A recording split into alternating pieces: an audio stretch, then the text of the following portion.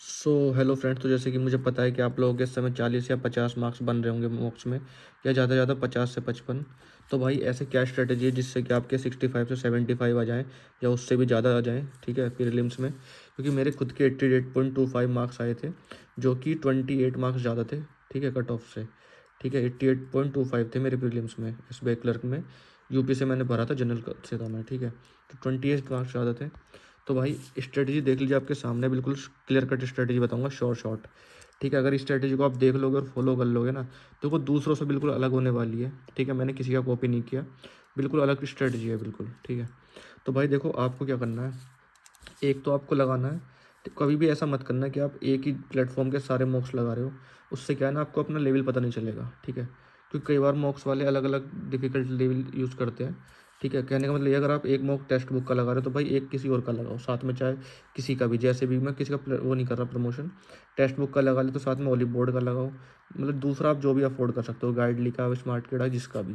कहने का मतलब ये है कि सारे एक एक जगह ही मत लगाओ। और अपने आप को अगर मतलब जांचना है ना, तो भाई आपको हमेशा एक मॉक किसी का भी और दूसरा किसी और का। ठीक है, समझ गए आप बात को। कहने अब देखो, अब बात आती है कि भाई जिनका 22 तारीख को एग्ज़ाम है, वो क्या करें भाई, उनको तो बड़ी दिक्कत हो रही होगी इस समय। ठीक है, तो उनके लिए भी है भाई। ठीक है, बाकी आगे जो तैयारी कर रहे हैं उनके लिए तो बेस्ट है ही, क्योंकि उनको थोड़ा भी और समय मिलेगा। तो देखो, कहने का मतलब ये है, अगर आपने आज मॉक लगाया सुबह मॉर्निंग में, तो उसका एनालिसिस करोगे ही आप। ठीक है, और जो आप वीक टॉपिक आपके लगेंगे, जो आप मॉक बताएगा कि आपके मॉक में भाई इतने ये वाले वीक टॉपिक थे, ठीक है, वहाँ एनालिसिस आता है ना, तो उसके आप 20-20 क्वेश्चन प्रैक्टिस करोगे, जिसमें आपके मार्क्स कटे हैं। ठीक है, एनालिसिस के करने के बाद, ठीक है, 20-20 क्वेश्चन प्रैक्टिस करोगे। उसके बाद क्या है ना, भी जो आपने मॉक सुबह लगाया ना, उसको आप इवनिंग में रीअटेम्प्ट दोबारा करोगे। समझ के बात को। ठीक है, मुश्किल से आपको 5 से 6 मिनट लगेगी एक सेक्शन को पूरा करने, क्योंकि आपको ज़्यादातर चीज़ें पता होंगी कि भाई इसका आंसर ये था। कहने का मतलब ये है, जिस क्वेश्चन में आप अटके थे, ठीक है, आपको मेनली उन क्वेश्चंस पे ध्यान देना है। ठीक है, कहने वाला है, क्योंकि कुछ क्वेश्चंस के साथ आपको आंसर भी याद रह जाए कि भाई मॉर्निंग में मैंने ये मॉक दिया था तो इसका आंसर ये था। लेकिन जो क्वेश्चन आपके गलत हुए होंगे ना, उसमें आप ज़रूर अटकोगे दोबारा। तो भाई मेन चीज़ वही है, क्योंकि आपको जहाँ मार्क्स कट रहे हैं ना, आपको वहाँ इंक्रीज़ करने हैं मार्क्स। ठीक है, क्योंकि जो आप क्वेश्चन मॉक में आराम से कर पा रहे हो, वो तो आप एग्ज़ाम में भी आराम से कर लोगे। लेकिन जो मॉक में आप नहीं कर पा रहे ना, वो आपको एग्ज़ाम में भी दिक्कत आएगी। ठीक है, अगर वहाँ भी अगर आपके मार्क्स कट रहे हैं ना, उन क्वेश्चन को दोबारा करते हुए भी, इवनिंग में करते हुए भी, जबकि आपने पहले ही 20 क्वेश्चन के प्रैक्टिस कर लिए हैं, 20-20 क्वेश्चन उस टॉपिक के। ठीक है, अगर आपके ऐसे कट रहे हैं, तो भाई आपको सेपरेट नोटबुक में नोट कर लेना है। ठीक है, उसको एक बार ज़रूर देख लेना, उसके कॉन्सेप्ट को, चाहे वो इंग्लिश का हो या फिर आपका क्वांट्स का हो। ठीक है, ये चीज़ है, ज़्यादातर तो क्वांट्स में दिक्कत आती है, मेरे को पता है ये चीज़, क्योंकि इंग्लिश तो भाई देखो अनप्रडिक्टेबल है। ठीक है, और आपको हमेशा ध्यान रखना है कि आपकी परसेंटाइल अच्छी आए। ठीक है, ये नहीं कि भाई ऐसा होता है कई बार कि मॉक इजी होता है तो भाई मार्क्स अच्छे आ जाते हैं, लेकिन परसेंटाइल डाउन रहती है। कोशिश ये करनी है कि आपकी परसेंटाइल अच्छी रहे। ठीक है, और आपको ना, आपका एडमिट कार्ड आउट हो चुका है, ये आपको पता होगा, सबको देख भी लिया होगा कि आपका कब का एग्ज़ाम है।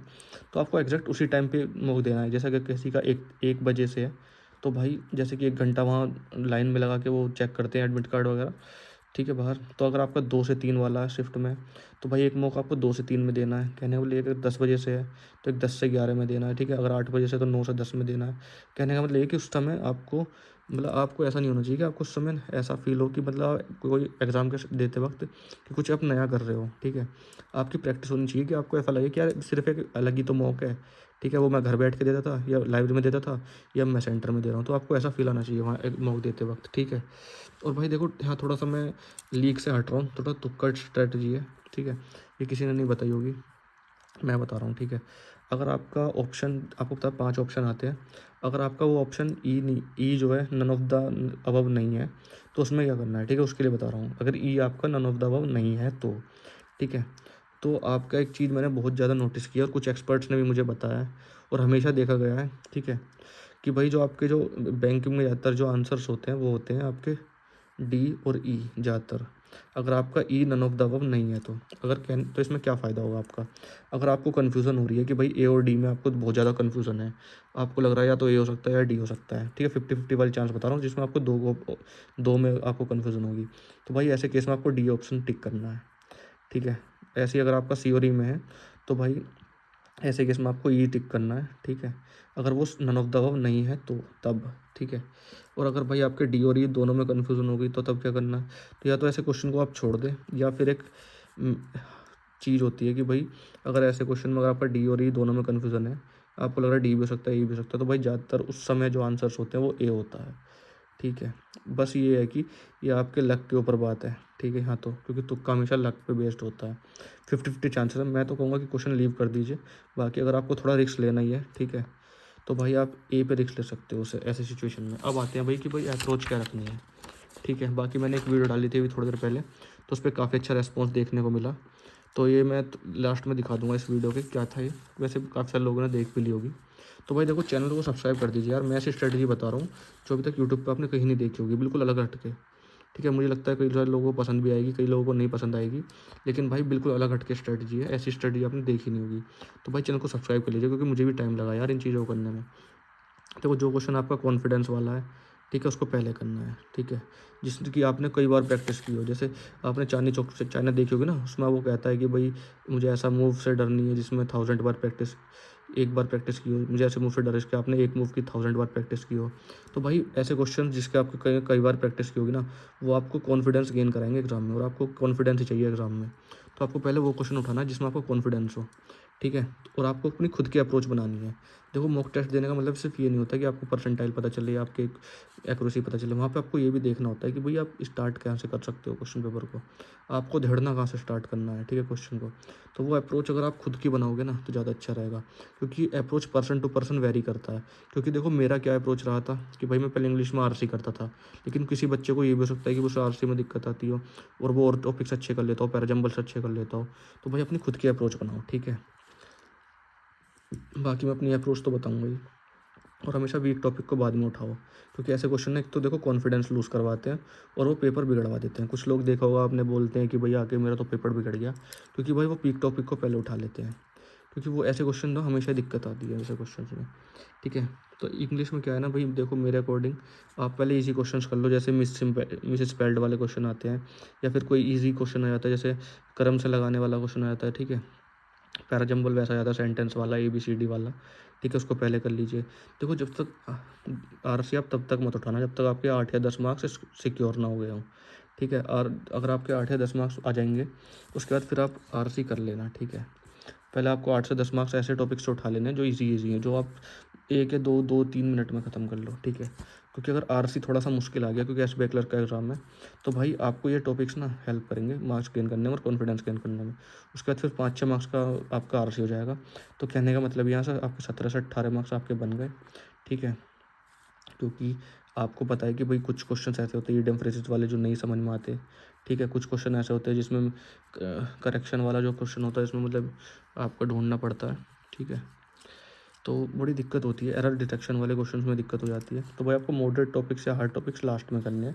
पहले यहाँ से आपको कम से कम ना 17-18 नंबर सिक्योर करने हैं, और जो 12 नंबर या 10 नंबर का रह जाता है लास्ट में, उसमें से आपको कोशिश करनी है कि 6-7 नंबर आप लेके आओ। तो इस तरीके से आपके 25 मार्क्स ईजिली बन जाएंगे इंग्लिश में, ठीक है। पहले आप 10 या 8 से 10 मार्क्स आप पहले ईजी टॉपिक से उठाओगे, फिर आप 5-6 मार्क्स वाला आरसी करोगे, ठीक है। ये टॉपिक्स आपके लगभग 8 से 10 मार्क्स वाले कम से कम 3-4 मिनट में हो जाने चाहिए, ताकि आपके पास फिर जो 20 मिनट में से 4-5 मिनट आपकी चली गई, तो आप 5-6 मिनट आप आराम से दे सको आरसी को रीड करने में अच्छी तरीके से, मतलब रीड करके क्वेश्चंस के आंसर देने में। उसके बाद आपके पास कम से कम 7-8 6-7 मिनट बचने चाहिए, 6 से 7 मिनट, जो मॉडरेट हार्ड टॉपिक्स को आप कर सको, क्योंकि कुछ लंबे लंबे टॉपिक्स आ जाते हैं, ठीक है। तो अब आते हैं रीजनिंग की तरफ। भाई सबसे पहले इजी पजल उठानी है। इजी पजल्स कौन सी होती है भाई, जिसमें आपको मॉक्स में भी इजी लगती हो। देखो, किसी को कैलेंडर वाली पजल अच्छी लगती है, किसी को अच्छी लगती है भाई बॉक्स वाली, किसी को अच्छी लगती है वो वैसे फ्लैट और फ्लोर वाली, तो किसी को भी अच्छी नहीं लगती होगी, ठीक है। बताना अगर आपको अच्छी लगती है तो। मुझे तो अच्छी लगती नहीं थी फ्लैट और फ्लोर वाली, ठीक है, हमेशा दिक्कत आती थी, ठीक है, इसमें। और थोड़ा सा यही मार्क्स गेन कराती है भाई। बहुत हाई चांसेस हैं इस बार एग्ज़ाम में आपका फ्लैट और फ्लोर वाली पजल आएंगी 100%, ठीक है, बता रहा हूँ मैं थोड़ा सा। ये फ्लैट और फ्लोर वाली पसंद आएंगी, तो भाई इसकी ज़रूर प्रैक्टिस कर लेना, 5 नंबर आपके पक्के हो जाएंगे। और काफ़ी सारे लोग इसको नहीं कर पाएंगे, मुझे पता है, ठीक है। और जिसमें आप मॉक्स में स्ट्रक होते हो ना, भाई वो टॉपिक्स आपको बाद में उठाने हैं, ठीक है। इजी क्वेश्चंस पहले करने हैं, मिसक्लेंस बाद में करना है। ऐसे टॉपिक्स जो आपके टाइम टेकिंग रहते हैं रीजनिंग में, वो आपको बाद में करने हैं, ठीक है। अब आते हैं भाई क्वांट्स की तरफ। देखो, क्वांट्स की सिंपल सी स्ट्रेटजी है, पहले स्पीड मैथ, फिर एक देखो 2 DI आती हैं आपकी, ठीक है, 2 DI आती है। पहले इजीकल DI करनी है, फिर अर्थमेटिक, और फिर डिफिकल्ट DI। कई बार ऐसा होता है कि भाई डिफिकल्ट DI कोई पहले उठा लेता है, तो बस उसका सारा टाइम निकल जाता है। तो पहले मैथ से आपको यहाँ से अगर आपके 10 से 12 क्वेश्चन स्पीड मैथ के आ रहे हैं, 5 नंबर यहाँ से उठा लिया आपने तो 17 नंबर हो गए।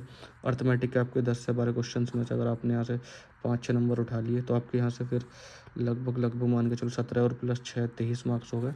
और 23 में से फिर आपकी डिफ़िकल्टी आई में से 3 या 4 भी आपने कर लिए, ठीक है, या 2-3 भी कर लिए तो आपके 25 प्लस मार्क्स आराम से आ जाएंगे, ठीक है। बाकी आपके पास अगर समय बचता है तो आप हो सकता है चीज़ों को आप और भी अच्छा कर लो, ठीक है। अब आते हैं देखो भाई कंपटीशन वाली तरफ, ठीक है। तो आप देख सकते हो कि भाई बिहार में सबसे ज़्यादा कंपटीशन है, क्योंकि कुछ टीचर्स यूट्यूबर जो हैं भाई उन्होंने ढिंढोरा पीट पीट के बिहार में फॉर्म भरवा दिए हैं, क्योंकि उन्होंने पुरानी ईयर की तो दिखा दी कट ऑफ, और इसी कट ऑफ को देख कर वैकेंसीज को देख के यूपी वालों ने भी इसमें भर दिया बिहार में, ठीक है। राजस्थान वालों ने भी इसमें भर दिया है, दिल्ली वालों ने भी बिहार में अप्लाई कर दिया है, क्योंकि भाई उन्होंने ये कह दिया कि कट ऑफ कम जाएगी। उन्होंने तो कंपटीशन अपने आप ही बढ़ा दिया। उसके बाद कुछ और ये स्टेट्स हैं जिसमें मुझे लगता है कि कंपटीशन हाई है, देख लेना आप जो है। देखो कुछ लोग मेरे भाई यूपी से होंगे, ठीक है, तो भाई कट ऑफ तो देखो आपकी भी इंक्रीज़ होगी, थोड़ी बहुत ही होगी, हल्की फुल्की। वैकेंसी भले ही थोड़ी ज़्यादा हो, लेकिन भाई फॉर्म फिलिंग भी अच्छी खासी हुई है इस बार, ठीक है। और काफ़ी सारी चीज़ें तो ऐसी हो गई, कुछ यूट्यूबर्स का देख के लोगों ने अपना पहला वाला फॉर्म रिजेक्ट करवा के दोबारा से फॉर्म फिलिंग करी है, इस वजह से काफ़ी सारे फॉर्म्स इंक्रीज़ हुए थे, ठीक है। अब आते हैं भाई मॉडरेट कौन सी हैं, भाई देखो मॉडरेट ये वाली है, और जो लेस कंपटीशन वाली है वो ये है, ठीक है। माना कि उत्तराखंड में हर बार जो है कट ऑफ थोड़ी ज़्यादा गई है, लेकिन इस बार देखना आप उत्तराखंड में कम जाएगी, दिल्ली में भी कम जाएगी। कुछ लोग कहेंगे भाई महाराष्ट्र आपने लेस कंपटीशन में क्यों रखा है, क्योंकि भाई इस बार देखना महाराष्ट्र की कट ऑफ लास्ट ईयर से थोड़ी कम जाएगी, ठीक है। बाकी ये मेरा एनालिसिस है, आपको क्या लगता है आप बताना, ठीक है। और आप अगर इस तरीके से पेपर को अटैम्प्ट करोगे या फिर आप मतलब अप्रोच यूज़ करोगे, ठीक है, तो भाई आपका डेफिनेटली इस बार सिलेक्शन होने के बहुत ज़्यादा हाई चांसेस है।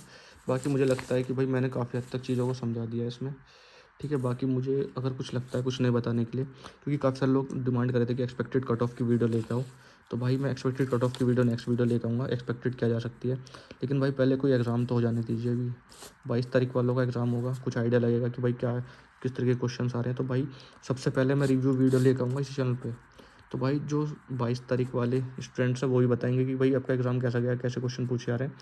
सबसे पहले इस वीडियो ये चैनल पे वीडियो आएगी, रिव्यू वीडियो, ठीक है। उससे क्या होगा ना भाई, जिनका एग्ज़ाम 27 को है या फिर 1 मार्च को है, तो भाई उनको आइडिया लग जाएगा क्वेश्चंस कैसे आ रहे हैं। तो भाई सबसे पहले लेकर आऊँगा, मैं खुद सेंटर्स पे जाके क्वेश्चन पता करूँगा कि कैसे क्वेश्चन आ रहे हैं। तो भाई चैनल को सब्सक्राइब करना तो देखो बनता है, क्योंकि इतना मेहनत करूँगा आपके लिए यार, थोड़ी सी मेहनत आप भी कर दो मेरे चैनल को सब्सक्राइब करने के लिए। क्योंकि जैसे आप यूट्यूब, जैसे आप पढ़ाई की दुनिया में नए हो, जॉब की दुनिया में नए हो, कंपटीशन की दुनिया में नए हो, ऐसे ही मैं यूट्यूब की दुनिया में नया हूँ, ठीक है। तो भाई मेरे एफर्ट्स को भी थोड़ा अप्रिशिएट करो, तो थैंक यू सो मच, ठीक है। आई होप यू चैनल को सब्सक्राइब कर दोगे आप समझदार लोग हो, और जो चैनल को सब्सक्राइब कर लेगा ना उसका भाई साहब इस बार SBI क्लर्क में 100% सिलेक्शन होगा, क्योंकि मेंस की स्ट्रेटेजी भी मेरे पास है भाई, क्योंकि मेंस का पेपर इसमें हार्ड आता है, ठीक है। Thank you so much.